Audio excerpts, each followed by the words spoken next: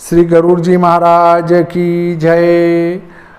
अब देखिए हमारे गरुड़ पुराण का अंतिम अध्याय 16वां अध्याय है। उसके बाद इसका महात्म्य आएगा। तो 16वें अध्याय में मोक्ष कैसे होगा उसके ऊपर चर्चा की जाएगी। तो लीजिए प्रारंभ करते हैं।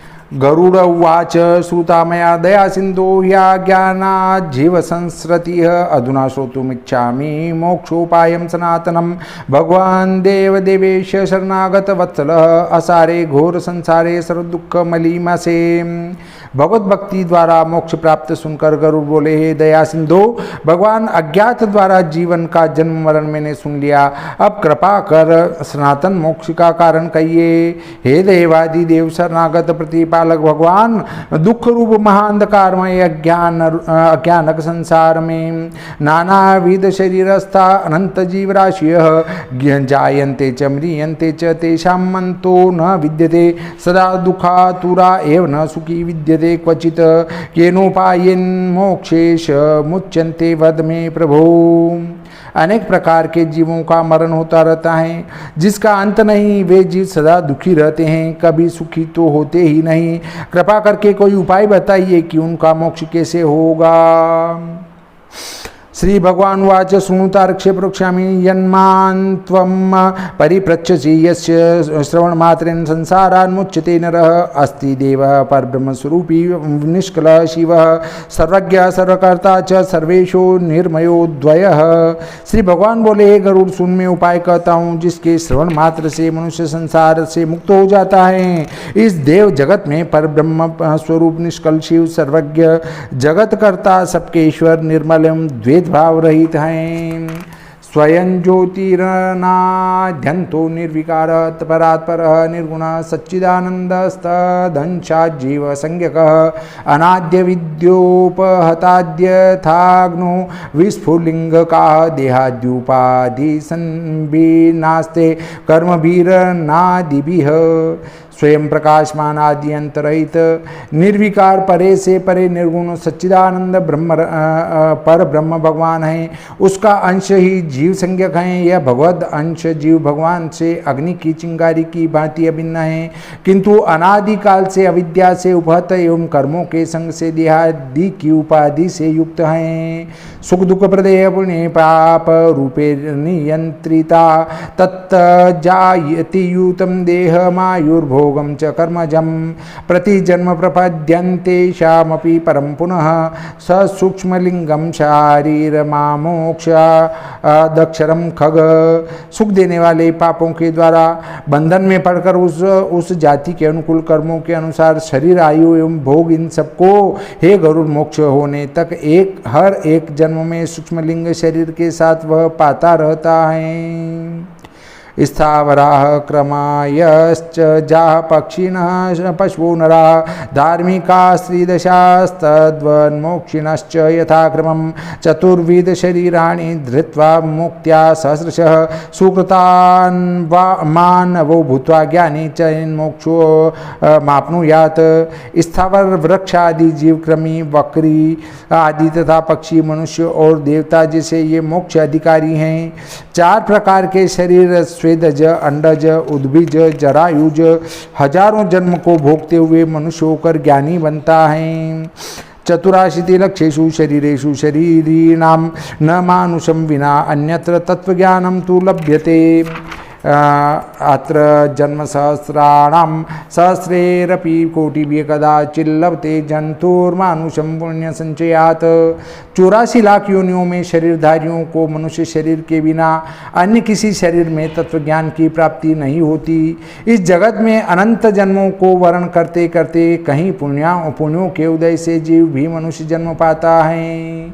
सोपानम भूतम मोक्ष यस्य मानुष्यं प्राप्य दुर्लभम यस्तारयति नात्मानं तस्मात् पापतरो अत्र कः नरः प्राप्योत्तरं जन्म लब्ध्वा चेन्द्रिय सौष्ठवं न वेत्यात्महितं यस्तु स भवेत् ब्रह्मघातकः। अत्यंत दुर्लभ मोक्ष की सीढ़ी रूप मनुष्य जन्म पाकर यदि अपनी आत्मा का उद्धार नहीं करता, उससे बढ़कर और कौन पापी हैं। समस्त इंद्रियों के सुखदायक उत्तम कुल में मनुष्य जन्म को पाकर जिसने अपनी आत्मा का कल्याण नहीं किया वह ब्रह्मघातक है। मनुष्य जन्म लेकर तो हमें हमारे शरीर के मोक्ष के लिए उपाय करना चाहिए। विना देहेन कस्यापि पुरुषार्थो न विद्यते तस्मात् देहं धनं रक्षेत् पुण्य कर्माणि साधयेत् रक्षयेत् सर्वदात्मानम् आत्मा सर्वज्ञस्य भाजनं रक्षणे यत्नमातिष्ठेत् जीव भद्राणि पश्यति। शरीर के बिना कोई पुरुषार्थ सिद्ध नहीं होता, इसी कारण शरीर एवं धन की रक्षा करता हुआ पुण्य कर्मों का संचय करे। अपनी आत्मा की रक्षा आवश्यक है, यही आत्मा ही सबका पात्र है, इसी के द्वारा सब कार्य होते हैं। जीवित रहने पर ही कल्याण हो पाता है। पुनर्ग्रामः पुनः क्षेत्रम पुनर्जीव जीवितम पुनर्ग्रहम पुनः शुभाशुभम शुभकर्मण शरीरम पुनः पुनः शरीर रक्षणोपायाः क्रियन्ते सर्वदा बुधेः नेच्छन्ति च पुनस्त्यागमपि कुष्ठादिरोगिणः। गांव, पृथ्वी, धन, धाम, शुभ अशुभ कर्म यह सब फिर मिल जाते हैं, किंतु मनुष्य शरीर बार बार नहीं मिलता है। बुद्धिमान पुरुष शरीर रक्षा के उपाय करते हैं। शरीर एक वस्तु है, कुष्ठादि रोग युक्त पुरुष भी इसे छोड़ना नहीं चाहते। मतलब कोई कोढ़ी भी हो जाता है तो वो ये नहीं चाहता कि मैं इस शरीर को छोड़कर मर जाऊं। तद्गोपितम स्यात् धर्मार्थम धर्मो ज्ञानार्थमेव च अज्ञानम तु ध्यान योगार्थमाचिरात् विमुच्यते आत्मेव यदि नात्मानमहितेभ्यो निवार्येत को अन्यो हितकरस्तस्मादात्मान तारिष्यति। शरीर रक्षा द्वारा धर्म सिद्धि होती है, धर्म से ज्ञान प्राप्त होती है, ज्ञान से ध्यान योग प्राप्त होता है, इसी के द्वारा मोक्ष प्राप्त होता है। यदि अपनी आत्मा को स्वयं ही दुखों से नहीं हो तो और कौन इसे इस दुखमय संसार समुद्र से तरावेगा। इव नरक व्याधोश्चिकित्सां न करोति यः गत्वा निरोषधं देशं व्याधिस्थः किं करिष्यति।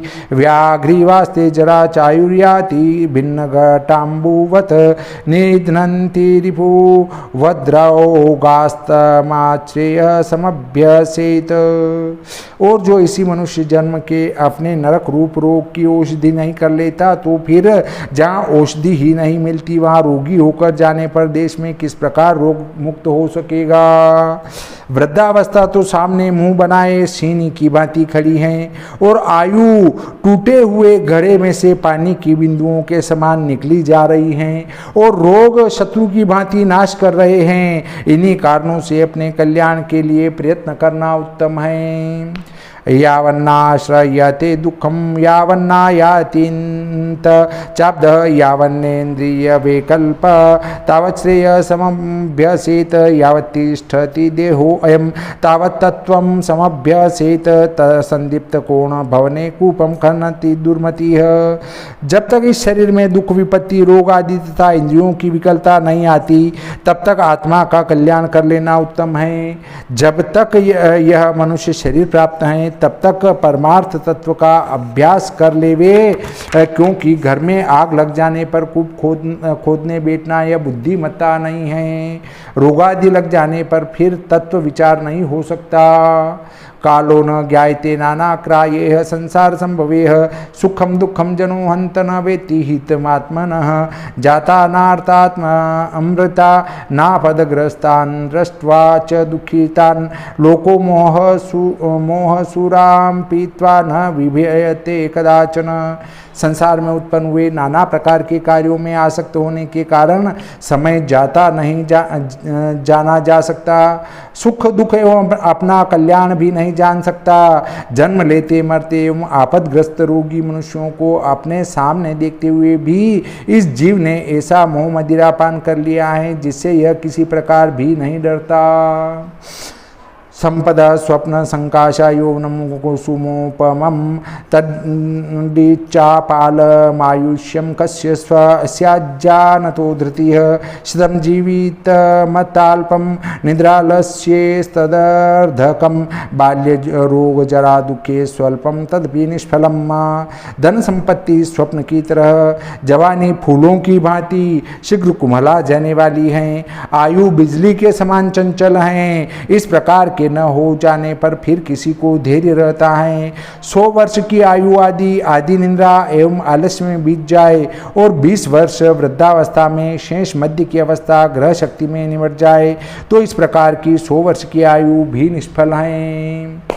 प्रारब्धव्ये निरुद्योगे जागर्तव्ये प्रसुप्तकः विश्वस्तो यो भयस्थाने हानर को न हन्यते तोयफेन समय देहे जीवेनाक्रम्य संस्थिते अनित्य प्रिय संवासे कथम तिष्ठति निर्भयः।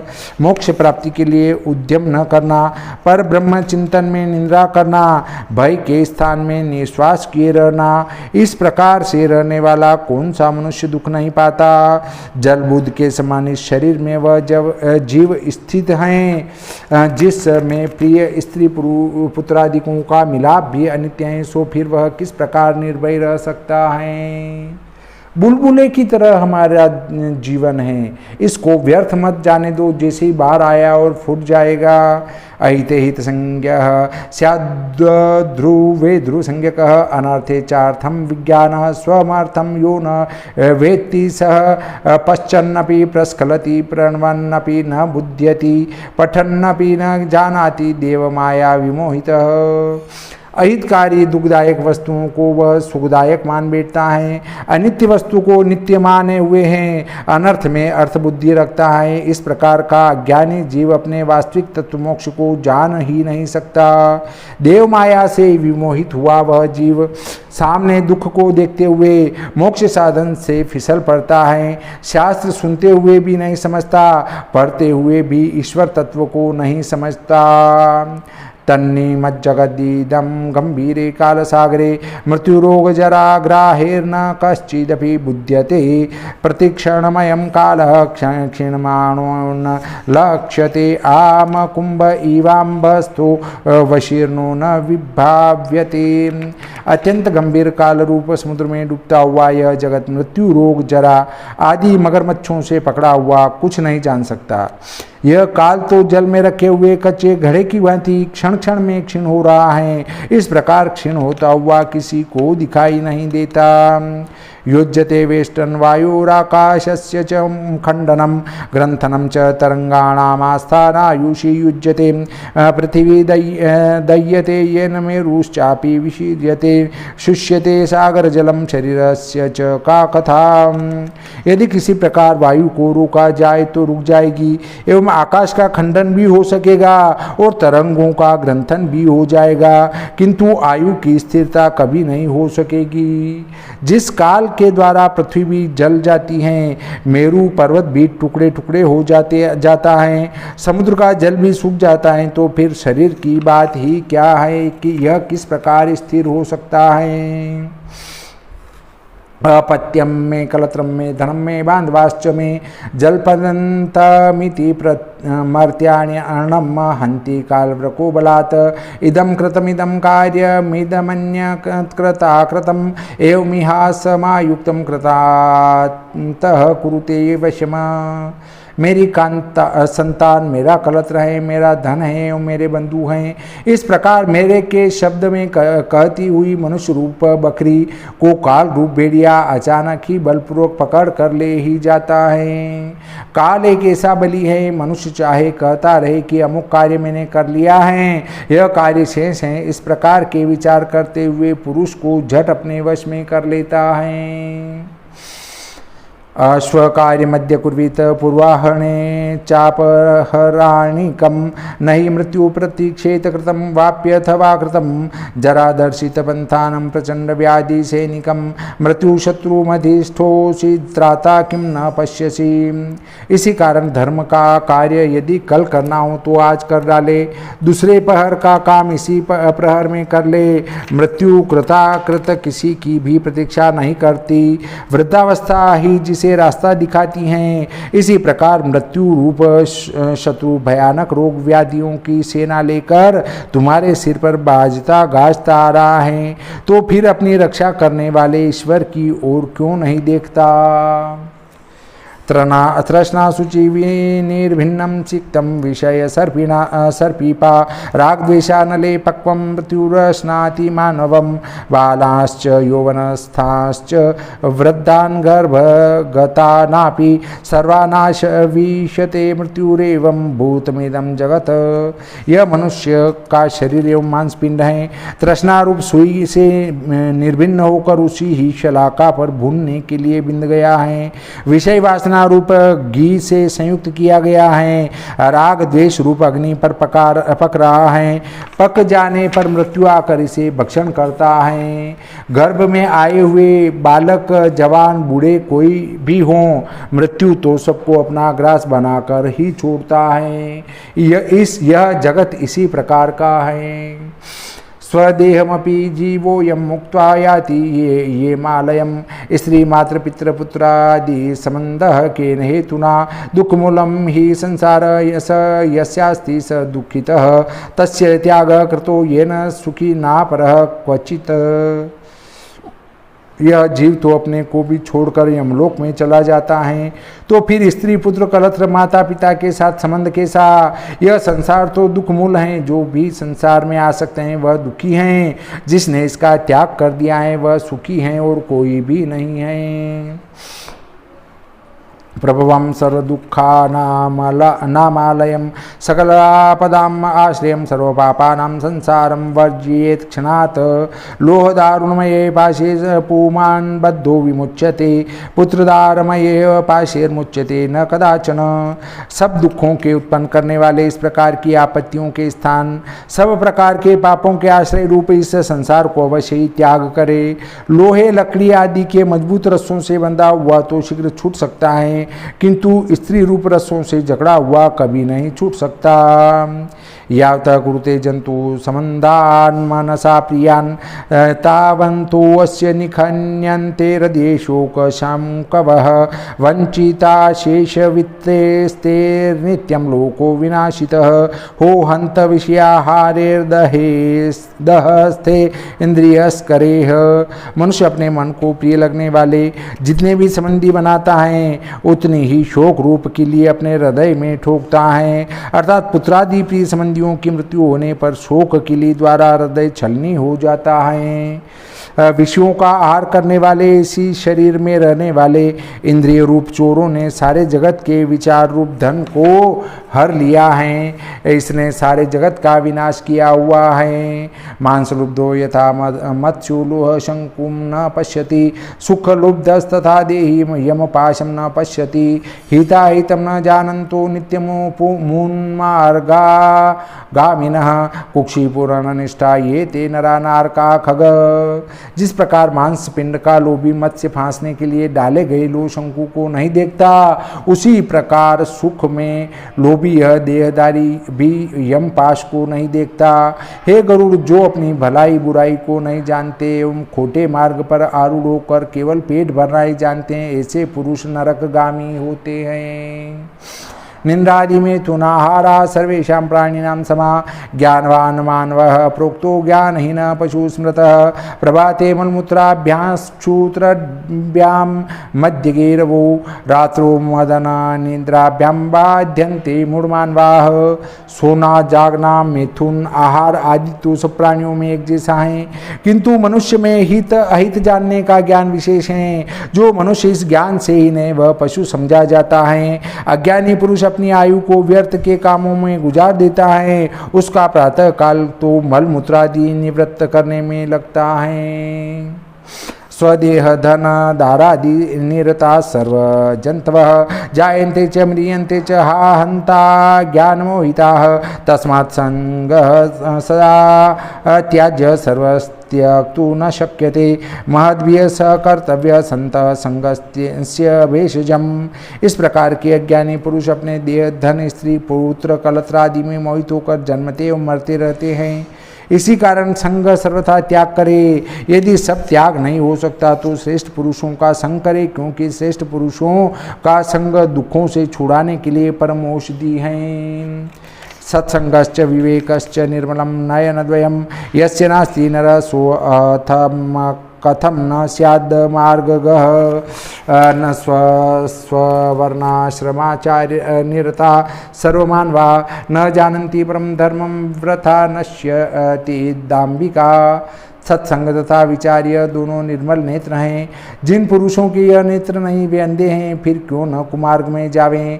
अपने अपने वर्ण आश्रम आचार में लगे हुए सब मनुष्य परम धर्म को जानकर दंभ कपट में निरत होकर पूरे मोक्ष धर्म में नहीं लगते, अतः व्यर्थ ही जन्म मरण पाते रहते हैं। क्रियाया सपरा केचित् ब्रह्मचर्यादि संयुता अज्ञान संवृतात्मानः संचरन्ति प्रतारकाः नाममात्रेण संतुष्टा कर्मकाण्डरता नरा मंत्रोच्चारण होमाद्यैर्भामिता क्रूतु विस्तरेह।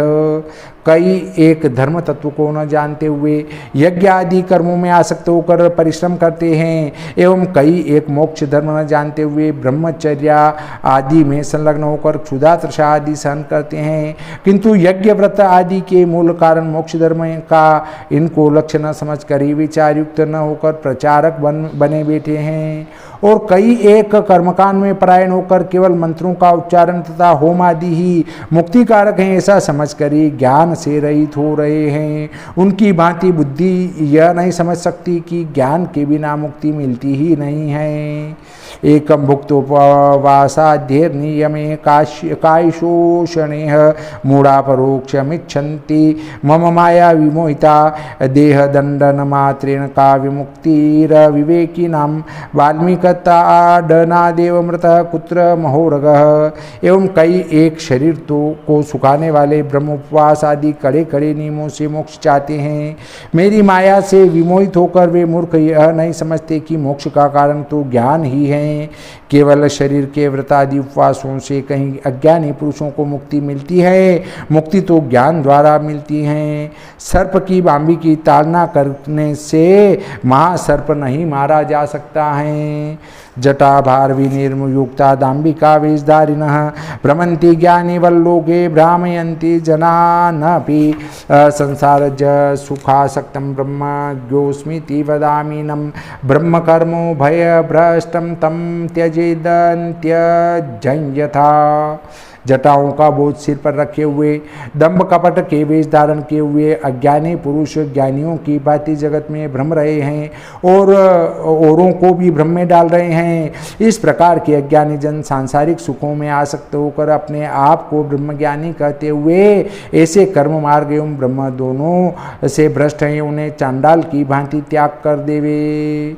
ग्रहारण्य समलोके गत ब्रीडा दिगंबरा चरन्ति गर्दभाद्याश्च विरक्तास्ते भवन्ति किं मृद्भस्मोद्धूलनादेव मुक्ता सूर्यादि मानवाः भस्मवासी नित्यं श्वास किं मुक्तो भविष्यति। भला जिन्हें लज्जा नहीं नग्न होकर घरों में स्त्रियों के आगे विचरण करते हैं, वे तो पूरे गधे हैं। कभी इस प्रकार के अज्ञानी भी विरक्त हो सकते हैं। मतलब जो नंगे होकर स्त्रियों के सामने घूमते हैं वे तो पूरे गधे हैं। क्या इस प्रकार से नंगे होकर वो अज्ञानी भी विरक्त हो सकते हैं? नहीं हो सकते हैं। मिट्टी एवं भस्म शरीर पर लगाने से यदि मनुष्य को मुक्ति मिल जाती तो मिट्टी एवं भस्म लगाने वाले कुत्ते तथा गर्दभ आदि भी मुक्त हो जाते। तृणपर्णोदकाहारः सन्ततमवतवासिनः जम्बुका मुखुमृगाद्याश्च तापशास्त्रे भवन्ति किम् आजन्ममरणान्तं च गङ्गादितटीने स्थिता मंडूकमत्स्यं प्रमुखा योगिनस्ते भवन्ति किम्। तिनके पत्ते एवं जल आदि का आहार करने वाले, निरंतर वन में वास करने वाले जम्बुक, चूहे, मृग आदि कहीं तपस्वी हो सकते हैं? नहीं। जन्म से मृत्यु पर्यंत गंगा आदि पवित्र नदियों में निवास करने वाले मेंढक, मछलियाँ आदि कहीं प्रमुख योगी हो सकते हैं? नहीं। पारावता शीलाहारा कदाचिदपि चात्का न पिबति महितोऽयं व्रती नास्ते भवन्ति किं। तस्मादित्यादिकं कर्म लोकरञ्जनकारकं मोक्षस्य कारणं साक्षात् तत्त्वज्ञानं खगेश्वर। यदि अशास्त्रविहित जल अन्न त्याग करने से यति हों तो शिलाहारी कबूतर एवं पृथ्वी पर जल न पीने वाले चातक पक्षी कभी व्रती हो सकते हैं? नहीं। व्रत तप योग आदि सब कर्म तो हे गरुड़ लोक प्रसन्नता कारक हैं, मोक्ष का कारण तो साक्षात तत्व ज्ञान ही है। सदर्शन महाकूपे पतिताः पश्व खग परमार्थम न जानन्ति पशुपाश नियंत्रिता वेदशास्त्रार्णवं घोरे गुह्यमाना इतस्ततः बहुर्भिन्निग्रहग्रस्ता तिष्ठन्ति ही कुतार्किका। कई एक छह दर्शन रूप कूप में पढ़कर अज्ञानी वस्तुओं जैसे कठिन अर्थों के विचार रूप पशु पाश से नियंत्रित होकर वास्तविक ब्रह्म तत्व को नहीं जान सकते, और कई एक तो वेद शास्त्र रूप घोर समुद्र में अनेकों अन्य ग्रंथों के पढ़ने से व्याकुल होकर शरम रोकने में व्यस्त होकर कुतर्कनाओं से अद्वैतवाद को कहते हुए भी जानते नहीं। वेदागम पुराणज्ञ परमार्थम न वेत्ति विडम्बकस्य तस्यैव तत्सर्वं काकभाषितम् इदं ज्ञानमिदं ज्ञेयमिति चिंता समाकुला पठन्त्यहर्निशं शास्त्रं परतत्व पराङ्मुखा। वेद शास्त्र एवं पुराणों का ज्ञाता होकर भी जो परमार्थ को नहीं जानता वह सारी विद्याओं का उपहासक है, उसका वह सब कुछ पढ़ना काकभाषित अर्थात व्यर्थ है। यह ज्ञान है, यह ज्ञेय है। इन चिंताओं से व्याकुल होकर जो परमार्थ तत्व को न जानते हुए दिन रात ही शास्त्र पढ़ा करते हैं, उनका वह पढ़ना व्यर्थ है। अर्थात आप शास्त्र भी पढ़ो और परमार्थ तत्व को समझने की कोशिश करो। वाक्यं छंदो निबंधेन काव्यालंकार शोभिता चिंतया दुखिता मूढ़ास्तिष्ठन्ति व्याकुलेन्द्रिया अन्यथा परम तत्वं जना क्लेश्यन्ति चान्यथा अन्यथा शास्त्र सद्भावो व्याख्यां कुर्वन्ति चान्यथा। कई एक तो वाक्य छंद काव्य आदि में लगे हुए हैं, यह छंद अच्छा नहीं इत्यादि चर्चा में पढ़कर मूढ़ व्याकुलेन्द्रिय रहते हैं। परम तत्व तो और प्रकार का होता है, किंतु मनुष्य तो दूसरी प्रकार से क्लेश उठाते हैं। इसी प्रकार शास्त्रों में महावाक्यादि का विचार और प्रकार का होता है, किंतु उनकी व्याख्या दूसरे प्रकार से करते हैं। कथयन्त्योन्मनि भावं स्वयं नानुभवन्ति हि च अहंकाररता केचिदुपदेशाद्दीर्वाजताः पठन्ति शास्त्राणि बोधयन्ति परस्परं न जानन्ति परम दर्विपाकरसं यथा। एवं कई एक तो उन्मना होकर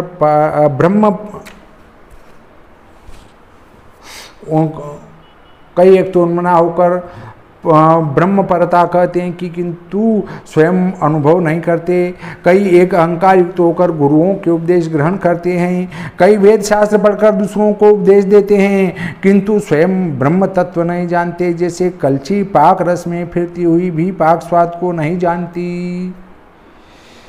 शिरो वहति पुष्पाणि गंधम जानाति नासिका पठन्ति वेद शास्त्राणि दुर्लभो भावबोधकः तत्त्वमात्मस्थमज्ञत्वा मूढ़ शास्त्रेषु मुह्यति गोप कुक्षी गते छागे कूपम पश्यति दुर्मतिः। पुष्पों का भार तो मस्तक पर होता है, किंतु उनकी सुगंधि तो नासिका ही जानती है। इसी प्रकार वेद शास्त्र सब पढ़ते हैं, किंतु मोक्ष तत्व का विचार कोई विरला करता है। मोक्ष तत्व तो आत्मा के विषय में स्थित है, उसे न जानकर ही मूर्ख शास्त्रों में भटकते हैं। जिस प्रकार वत्स तो गोप के पास होता है, किंतु उसे कूप में वह दुर्मति ढूंढता है। संसार मोहनाशाय शब्दबोधो नहीं क्षमः न निवर्तेत तिमिरं कदाचिद्धि पवार्तया प्रज्ञायनस्य पठनं यथान्धस्य च दर्पणम् अतः प्रज्ञावतां शास्त्रं तत्वज्ञानस्य लक्षणम्। केवल आत्म तत्व की बात करने से अज्ञान निवृत्ति नहीं होती, जैसे दीपक की बातें करने से अंधकार नहीं होता। बुद्धिहीन का पढ़ना मानो अंधे को दर्पण दिखाने जैसा है। इसी प्रकार बुद्धिमान पुरुषों को शास्त्र पढ़ने से तत्व ज्ञान होता है। इदं ज्ञानमिदं ज्ञेय सर्वं तच्छ्रोतुमिच्छति दिव्यवर्ष सहस्रायुः शास्त्रान्ततं नैव गच्छति। अनेकानि च शास्त्राणि स्वल्पायुर्विघ्नकोट्यः तस्मात् सारं विजानीयात् क्षीरं हंस इमाम्भसि। दिव्य सहस्र वर्षों की आयु भी मिल जावे फिर भी शास्त्रों का तो अंत होता ही नहीं। अतएव यह ज्ञान है, यह सत्य है, इस प्रकार से सार रूप समझना उत्तम है। शास्त्र अनेकों हैं, आयु बहुत थोड़ी है, इसमें भी करोड़ों विघ्न हैं। अतः शास्त्रों का सार तत्व ही जानना उत्तम है। जैसे कि जल में से दूध ही हंस ग्रहण कर लेता है। अभ्यस्य वेदशास्त्राणि तत्त्वं ज्ञात्वार्थ बुद्धिमां पलालमिव धान्यार्था सर्वशास्त्राणि संत्यजेत यथा अमृतेन तृप्तस्य नाहारेण प्रयोजनं तत्त्वज्ञस्य तथा तार्क्ष्येण शास्त्रेण प्रयोजनम्। बुद्धिमान पुरुष वेद शास्त्रों को पढ़कर तत्व ज्ञान को समझ ले। जिस प्रकार धान्य चाहने वाला धान्य को पाकर छिलके का त्याग कर देता है, उसी प्रकार तत्व ज्ञान पाकर सब शास्त्र त्याग कर देवे। जैसे अमृत से तृप्त पुरुषों को अन्य आहार से कुछ प्रयोजन नहीं, वैसे तत्व ज्ञान होने पर शास्त्रों में कुछ प्रयोजन नहीं। न वेदाध्ययनान्मुक्तिर्न शास्त्रपठनादपि ज्ञानदेव हि केवल्यं नान्यथा विनतात्मज नाश्रमः कारणं मुक्तिर्दर्शनानि च कारणं तथैव सर्वकर्माणि ज्ञानमेव हि कारणम। वेद शास्त्रों के पठन मार्ग से मुक्ति नहीं मिलती। मुक्ति तो है गरुड़, केवल ज्ञान द्वारा मिलती हैं। आश्रम चारों तथा 6 हों दर्शन एवं सब कर्म, परंतु मुक्ति का कारण तो केवल ज्ञान ही है। मुक्तिदा गुरुवाग्ये का विद्या सर्वा विडंबका काष्ठभार सर स्त्री पुय्य कंसम जीवनम परमम अद्वतहि शिवम प्रोक्तम क्रियाया स विवर्जितम गुरुवक्रेण लभ्येत नाधीतागम कोटिभिः। मुक्ति देने वाली तो गुरु की एक वाणी ही है, शेष सब विद्या विडंबना है। जैसे हजारों काष्ठभारों में एक संजीवन काष्ठ उत्तम है, एक अद्वैत ब्रह्म ज्ञान कल्याणप्रद है, उसमें कर्म आदि का परिश्रम नहीं। ऐसा ज्ञान गुरु के मुख द्वारा प्राप्त होता है, करोड़ों शास्त्र पढ़ने से नहीं मिलता। आगमोक्तम विवेकोत्थम द्विधा ज्ञानम प्रचक्षत शब्द ब्रह्मागमयम पर ब्रह्म विवेकजम अद्वैतम के चिदिच्छन्ति द्वैतमिच्छन्ति चापरे समम तत्वम न जानन्ति द्वैताद्वैत विवर्जितम। ज्ञान 2 प्रकार का है, एक शास्त्रोक्त, दूसरा विचार उत्पन्न। शास्त्रोक्त ज्ञान शब्द ब्रह्म है और विचार उत्पन्न ज्ञान पर ब्रह्म है। कई अद्वैत कहते हैं कि द्वैत विवर्जित समतत्व को कोई भी नहीं जानता। द्वे पदे बंध मोक्षाय न ममेति ममेति च ममेति बध्यते जंतुर्न ममेति प्रमुच्यते तत्कर्म यन्न बंधाय सा विद्या या मुक्तिदा आयासाय परम कर्म विद्यान्या शिल्पने पूर्णम। नहीं मेरा मेरा है, इस प्रकार न मम मम यह 2 पदी मोक्ष तथा बंधन के हैं। उनमें न मम मेरा नहीं ऐसा जानने वाले को मोक्ष एवं विद्या, जिस विद्या के द्वारा मुक्ति हो वही विद्या है। शेष कर्म केवल परिश्रम कराने वाले एवं अन्य विद्याएं केवल चतुरता मात्र हैं। यावत् कर्माण्युदीयन्ते यावत् संसार वासना वावदिन्द्रिय चापल्यं तावत् तत्त्वकथा कुतः यावत् देहाभिमानश्च ममता यावत् देव हि यावत् प्रयत्न वेगोस्ति यावत् संकल्प कल्पना। जब तक कर्मों का उदय है एवं जब तक संसार की वासनाएं हैं तथा जब तक इंद्रियों की चंचलता है तब तक तत्वज्ञान की उत्पत्ति नहीं होती। जब तक ममता विद्यमान विद्यमान है, जब तक यत्न करने की प्रेरणा है, जब तक संकल्प है, यावन् नो मनस स्थैर्यं न यावत् शास्त्र चिंतनम यावंत गुरु कारुण्यम तावत् तत्व काकुतः तावत् तपो व्रतम तीर्थम जपो मार्चनादिकम वेदशास्त्रागम कथा यावत् तत्त्वं न विन्दति। जब तक मन की स्थिरता नहीं, शास्त्रों का विचार नहीं, एवं जब तक गुरु की कृपा नहीं होती, ब्रह्म तत्व नहीं होता, तप ब्रह्म जप होम पूजन वेदशास्त्राध्ययन आदि तब तक तत्व ज्ञान नहीं हुआ।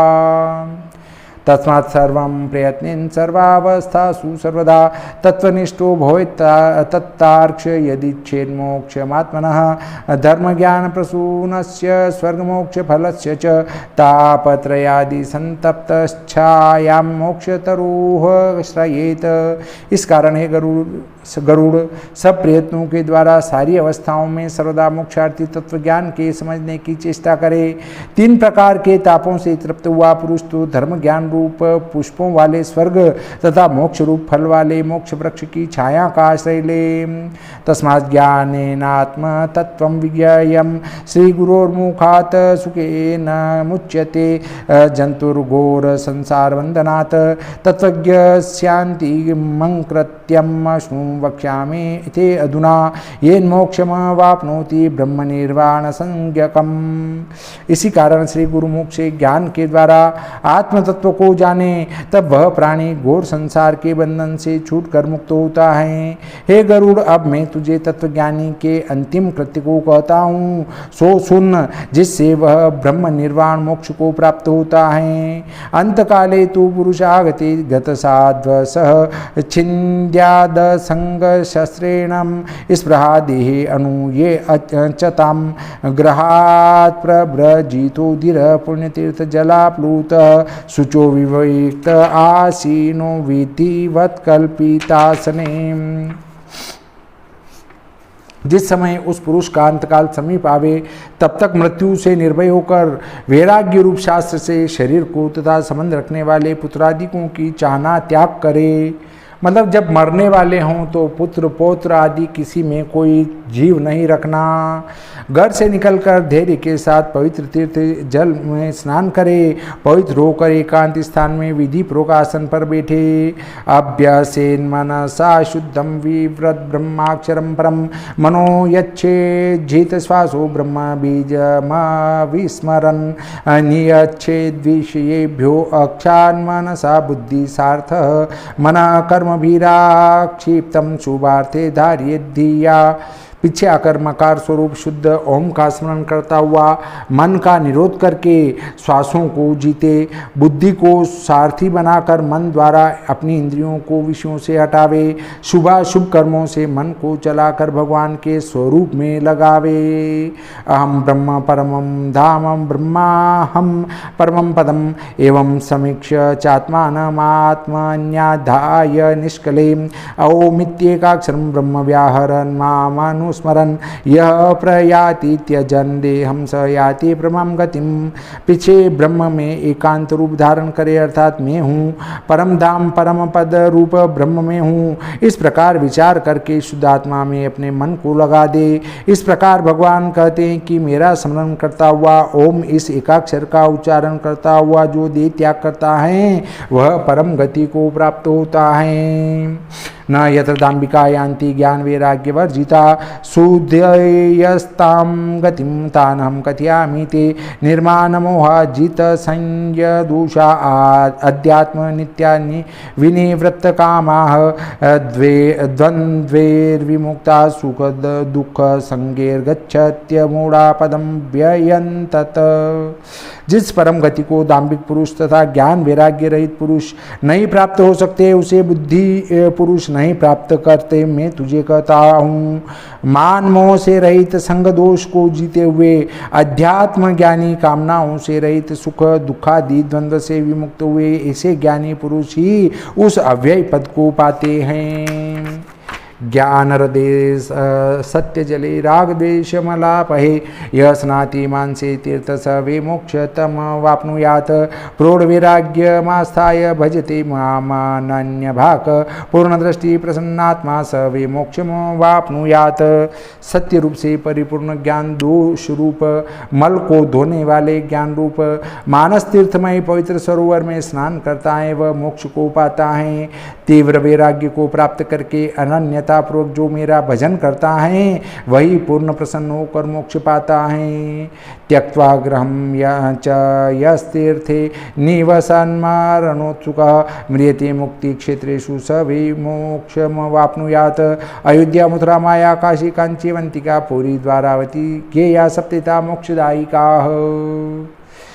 घाट घाट को छोड़ करके मरणात्सुक होकर तीर्थ पर निवास करता है। इस प्रकार जो तीर्थ क्षेत्रों में मुक्ति होती है, मुक्ति के लिए तीर्थ क्षेत्र ये हैं अयोध्या, मथुरा, हरिद्वार, काशी, शिवकांची, उज्जैनी, द्वारका, ये सातों पुरी मोक्षदायिनी हैं। इति ते कथितं तार्क्ष्य मोक्ष धर्मं सनातनं ज्ञान वैराग्य सहितं श्रुत्वा मोक्षमो वाप्नुयात्। मोक्षं गच्छन्ति तत्त्वज्ञा धार्मिका स्वर्गतिं नरः पापिनो दुर्गति यान्ति संसारन्ति खगादयः। भगवान कहते हैं कि ये गरुड़ इस प्रकार तुझे सनातन मोक्ष धर्म सुनाया है। जो इसको ज्ञान वैराग्य के साथ सुनता है वह मोक्ष पाता है। ज्ञानी मोक्ष पाते हैं, धर्मात्मा स्वर्ग में जाते हैं, पापी लोग दुर्गति पाते हैं, पशु पक्षी कीटादि जन्मते मरते रहते हैं। इत्येवं सर्वशास्त्राणां सारोद्धारे निरूपितः मया ते षोडशाध्याये किं भूयः श्रोतुमिच्छसि। सूत उवाच एवं श्रुत्वा वचो राजन् गरुडो भगवन्मुखात् कृताञ्जलिरुवाचेदं तं प्रणम्य मुहुर्मुहुः। भगवान कहते हैं कि ये गरुड़ सारे शास्त्रों का सार निकाल कर तुझे 16 अध्यायों में सुना दिया। अब क्या सुनने की इच्छा है। सूत जी बोले कि हे शौनक आदि ऋषिगण, इस प्रकार भगवान के मुख से वचन सुनकर गरुड़ देव बारंबार प्रणाम करके हाथ जोड़े हुए यह वचन बोले।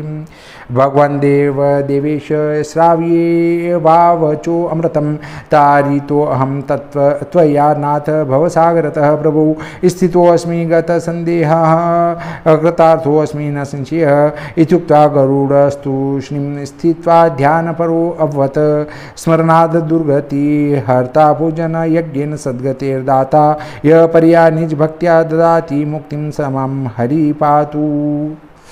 हे गरुड़ बोले, हे देव देवेशनाथ, आपने अमृतमय वचन सुनाकर मुझे संसार सागर से तार दिया। संदेह दूर होने में मैं स्थिर और कृतकृत्य हो गया हूँ, मुझे इसमें कोई संशय नहीं है। ऐसा कहकर गरुड़ जी मौन होकर श्री हरि के ध्यान में उद्यत हो गए। जो स्मरण करने से दुर्गति दूर करते हैं, पूजा और यज्ञ करने से सद्गति देते हैं और अपने परम भक्ति से मुक्ति प्रदान करते हैं, ऐसे वह श्री हरि मेरी सदा रक्षा करे। इस प्रकार गरुड़ पुराण सारोद्धार में भगवान और गरुड़ के संवाद में मोक्ष धर्म निरूपणम नाम 16वां अध्याय संपूर्ण। बोलिए श्री गरुड़ जी महाराज की जय, श्री सरस्वती मैया की जय, श्री लक्ष्मीनाथ भगवान की जय, सनातन धर्म की जय, यज्ञ नारायण भगवान की जय, अपने अपने माता पिता गुरुदेव की जय।